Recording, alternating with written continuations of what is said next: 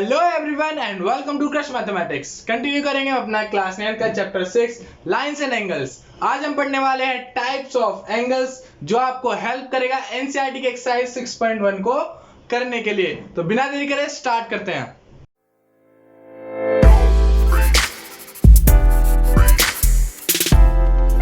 तो हम types of angles को पढ़ने वाले हैं दो स्लोट्स में। पहला आपका types of angle on the basis of their measure, यानी डिग्री के मेजर पर हम टाइप्स ऑफ एंगल्स पढ़ेंगे। दूसरा है आपका पेयर्स ऑफ एंगल्स। तो एंगल्स के जो पेयर्स होते हैं, यहाँ पर ये आपकी जनरल नॉलेज के लिए हैं और इनका यूज भी होगा क्वेश्चंस में।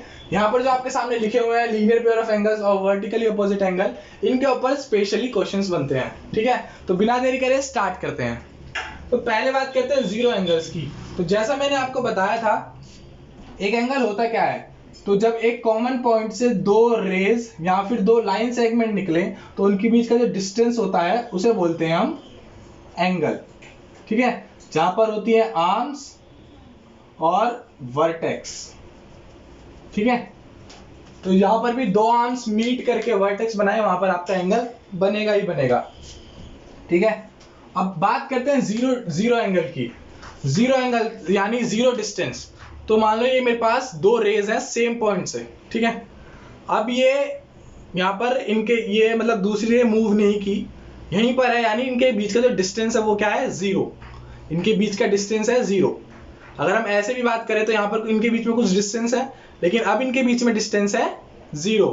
तो जब ये दो रेज मूव नहीं करेंगी, यानी एक के ऊपर दूसरी रे रहेगी, तब होगा ये आपका 0 डिग्री। तब होगा ये आपका 0 डिग्री। ठीक है, 0 डिग्री एंगल। अब 0 डिग्री से मूव किया थोड़ा, ये क्या, ये आपका राइट एंगल यानी 90 डिग्री। तो 0 डिग्री से और राइट एंगल के बीच में जो भी कोई एंगल होगा वो होगा आपका एक्यूट एंगल। सिंपल। उसके बाद आपका जब एकदम स्ट्रेट परपेंडिकुलर हो जाए वो हो जाता है आपका राइट एंगल यानी 90 डिग्री एंगल। ठीक है, फिर उससे और आगे मूव किया तो बन गया आपका ऑब्ट्यूज एंगल। ठीक है, बन गया आपका ऑब्ट्यूज एंगल। ऑब्ट्यूज एंगल से बिल्कुल लाइन चल के सीधी हो गई, ये हो गया आपका स्ट्रेट एंगल यानी 180 डिग्री। ठीक है, उसके बाद और आगे बढ़ा। अब एंगल हमारा स्टार्ट कहां से हो, यहां से। तो डिस्टेंस हम ऐसे नापेंगे। तो यहां से राइट एंगल स्ट्रेट एंगल के बाद चला तो ये हो गया आपका रिफ्लेक्स एंगल यानी उल्टा एंगल। और फिर घूम के जब इसने अपनी जर्नी कंप्लीट कर ली तो ये हो गया आपका कंप्लीट एंगल। क्या हो गया आपका कंप्लीट एंगल। ठीक है, तो ये थे आपके types of angles on the basis of their measure. तो एक्यूट एंगल कहां से हो गया आपका 0 डिग्री, तो लिख देंगे बिटवीन 0 डिग्री एंड 90 डिग्री। ठीक है, राइट एंगल होता ही आपका 90 डिग्री का है, जीरो एंगल होता है आपका 0 डिग्री का। ऑब्ट्यूज एंगल होगा आपका बिटवीन 90 एंड 180। तो मैंने यहाँ पर 90 से 180 नहीं लिखा, मैंने क्या लिखा है, बिटवीन 90 एंड 180, यानी 90 और 180 के बीच में। ठीक है, स्ट्रेट एंगल होता है आपका 180 डिग्री का। रिफ्लेक्स होता है आपका बिटवीन 180 एंड 360। ठीक है, और कंप्लीट एंगल होता है आपका 360 डिग्री, यानी जब घूम के वो वापस आ जाए। तो भाई यहाँ से एक रे चली ऐसे ऐसे चल के और वापस यहीं पर आ गई। तो 0 डिग्री और 360 डिग्री इक्वल होते हैं। ठीक है, ध्यान रखना। तो ये थे types of angle on the basis of their measure. अच्छा, अगर हम एक्यूट एंगल या ऑब्ट्यूज एंगल और रिफ्लेक्स एंगल को ड्रॉ करें तो ड्रॉ करेंगे तो हमको सेम ही लगेंगे। जैसे सपोज ये आपका एंगल है। ठीक है, अगर हम इसको इंटीरियर साइड से यानी अंदर की तरफ से नाप रहे हैं तब हम इसे नापेंगे एक्यूट एंगल की तरफ से। या फिर जैसे ये एंगल है आपका, या फिर जैसे ये एंगल है आपका, तो इसको अगर हम इधर से नाप रहे हैं तो ये होगा आपका ऑब्ट्यूज एंगल। लेकिन अगर हम इसे पीछे की साइड से नापेंगे यानी उल्टी तरफ से नापेंगे तब होगा ये हमारा रिफ्लेक्स एंगल। ठीक है, ये चीज ध्यान रखना। Acute angle, reflex angle, obtuse angle और रिफ्लेक्स एंगल देखने में सिमिलर लगते हैं पर इनको नापने का तरीका अलग होता है। इसको हम अंदर से नापते हैं और रिफ्लेक्स को हम बाहर से। ठीक है, तो इसे ड्रॉ कर लीजिए और इसे भी बना लीजिए। फिर आते हैं आपके पेयर ऑफ एंगल्स, जिसमें पहला होता है आपका एडजेसेंट एंगल। अब मैंने बताया जैसे एंगल दो आर्म्स, सपोज ये आर्म 1 है आपकी और ये आर्म 2 है। तो दो आर्म्स जब एक कॉमन वर्टेक्स बनाती है यानी एक वर्टेक्स बनाती हैं तो उनके बीच का जो डिस्टेंस होता है उसे हम बोलते हैं एंगल। ठीक है, तो हम इसे बोल देते हैं एंगल 1, ठीक है। लेकिन जब इसी सिस्टम में यानी इसी पेयर में एक और आर्म ऐड हो जाती है, एक और आर्म ऐड हो जाती है, सपोज आर्म 3, तो वो भी एक एंगल बनाएगी आर्म 2 के साथ, ठीक है, एंगल 2। तो ये जो ऐसे एंगल बनते हैं हमारे, अब जरूरी नहीं है कि आर्म जो 3 है आपकी स्ट्रेट होगी बिल्कुल, वो कैसे भी हो सकती है, ठीक है, ज्यादा भी हो सकती है, कम भी हो सकती है इससे, ठीक है, आर्म 3 और ये एंगल 2। तो जब भी कभी ऐसे एंगल बनते हैं यानी पड़ोसी वाले जो एंगल होते हैं, एक कॉमन वर्टेक्स से जब दो एंगल बने तो उनको हम बोलते हैं एडजेसेंट एंगल्स। क्या बोलते हैं उनको हम? एडजेसेंट एंगल्स, यहां पर लिखा हुआ है, ठीक है। तो ध्यान रहेगा, जब भी एक कॉमन वर्टेक्स से दो एंगल्स बनते हैं तो हम उन्हें बोलते हैं एडजेसेंट एंगल्स, ठीक है। एंगल विद कॉमन वर्टेक्स, ठीक है, एडजेसेंट एंगल्स हो गए आपके angle with common vertex. Simple सी डेफिनेशन याद रहेगी, ठीक है, इसे नोट कीजिए। अब चलते हैं आपके कॉम्प्लीमेंट्री एंगल्स की तरफ। तो कॉम्प्लीमेंट्री एंगल्स, इससे एक चीज ध्यान रखिएगा, सम इक्वल्स टू 90 डिग्री और सप्लीमेंट्री में सम इक्वल्स टू 180 डिग्री, ठीक है। तो ऐसे दो एंगल अगर कभी आपसे बोला जाए suppose that angle 1 and angle 2 are complementary, तो इसका सीधा सीधा क्या मतलब है कि angle 1 plus angle 2 equals to 90 degree, ठीक है। और अगर बोला जाए कि angle 1 and angle 2 are supplementary, तो क्या होगा? Angle 1 plus angle 2 equals to 180 degree, ठीक है, ये चीज ध्यान रहेगी।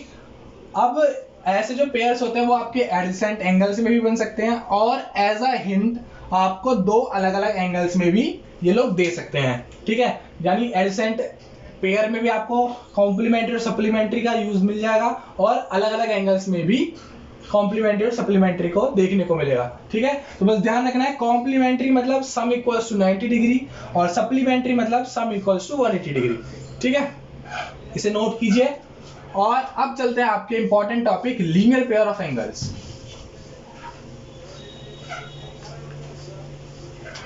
तो जो आपका लीनियर पेयर ऑफ एंगल्स है वो है आपका एडजेसेंट एंगल्स का एक एग्जांपल, या फिर एक टाइप बोल सकते हैं, जहां पर एक स्ट्रेट लाइन में एक रे निकल के दो एंगल्स बनाती है, ठीक है। तो क्या बात यहाँ पे किसकी हो रही है? पेयर ऑफ एंगल्स की, ठीक है। तो दो एंगल्स बनाती है, तो इन दोनों जो एंगल का सम होता है वो होता है आपका 180 डिग्री, ठीक है। क्योंकि भाई स्ट्रेट लाइन है तो इसको और इसको प्लस करेंगे तो टोटल कितना होगा? 180 डिग्री। तो वही होता है आपका लीनियर पेयर। इसके ऊपर हम थ्योरम 6.1 भी पढ़ने वाले हैं नेक्स्ट वीडियो से, जब हम इससे क्वेश्चन करना स्टार्ट करेंगे। तो लीनियर पेयर का मतलब है कि अगर एक स्ट्रेट लाइन पे एक रे दो एंगल बनाती है तो उन दोनों एंगल का सम क्या होगा? 180 डिग्री, ठीक है। दो की जगह आपका तीन एंगल भी बनाती है, तो अगर एक स्ट्रेट लाइन पे तो 1 + 2 + 3 क्या होगा आपका? 180 डिग्री, ठीक है। इस तरह के आपको बहुत सारे क्वेश्चंस देखने को मिलेंगे आपको, ठीक है, तो इसको नोट कीजिए। और अब आते हैं आपके वर्टिकल ऑपोजिट एंगल्स की बात। वर्टिकली ऑपोजिट एंगल, तो यहां पर वर्टिकल वर्ड से कंफ्यूज मत होना। अगर मान लो दो इंटरसेक्टिंग लाइंस हैं, ठीक है, L1 और L2, ठीक है, दो लाइंस ने आपस में इंटरसेक्ट करके कॉमन वर्टेक्स बनाया, कॉमन इंटरसेक्टिंग पॉइंट बनाया, ठीक है।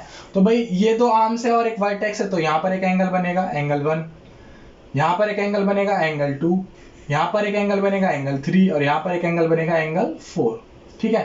तो जो वर्टिकल ऑपोजिट एंगल्स हैं उनकी एक इंपॉर्टेंट प्रॉपर्टी होती है कि वर्टिकली ऑपोजिट एंगल होते हैं आपके सामने सामने वाले एंगल, यानी 1 and 3 और 2 and 4, ठीक है। तो 1 and 3 और 2 and 4, ठीक है। तो जो सामने वाले एंगल्स होते हैं वो होते हैं आपके वर्टिकली ऑपोजिट एंगल, और इनकी एक प्रॉपर्टी होती है कि वर्टिकली ऑपोजिट एंगल हमेशा होते हैं इक्वल, यानी ये वाला एंगल इसके इक्वल होगा और ये वाला एंगल इसके इक्वल होगा, ठीक है। तो यानी एंगल 1 इक्वल्स टू एंगल 3 और angle 2 equals to angle 4। Reason लिखेंगे वर्टिकली ऑपोजिट एंगल, शॉर्ट में लिखते हैं हम VOA। ठीक है, क्या है ये? Vertically opposite angles. ठीक है, शॉर्ट में लिखते हैं VOA। तो वर्टिकली ऑपोजिट एंगल्स का हम काफी जगह यूज करने वाले हैं। तो जहां पर भी हमें मतलब एंगल्स को इक्वल दिखाना हो और वर्टिकली ऑपोजिट एंगल बन रहा हो, तो हम इक्वल लिख के रीजन लिख सकते हैं ब्रैकेट में वर्टिकली ऑपोजिट एंगल्स। ठीक है, तो ये थे आपके टाइप्स ऑफ एंगल्स और पेयर ऑफ एंगल्स जिनसे रिलेटेड हम कुछ क्वेश्चंस करने वाले हैं।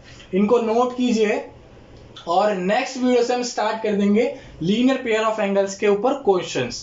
तो टाइप्स ऑफ एंगल्स को नोट कीजिए और अगर आपको कोई डाउट होता है टाइप्स ऑफ एंगल से या फिर किसी और टॉपिक से, तो आप उन्हें कमेंट बॉक्स में टाइप कर सकते हैं या फिर उनकी पिक मुझे डायरेक्ट मैसेज भी कर सकते हैं फेसबुक और इंस्टाग्राम पर, जिनके लिंक आपको डिस्क्रिप्शन में मिल जाएंगे।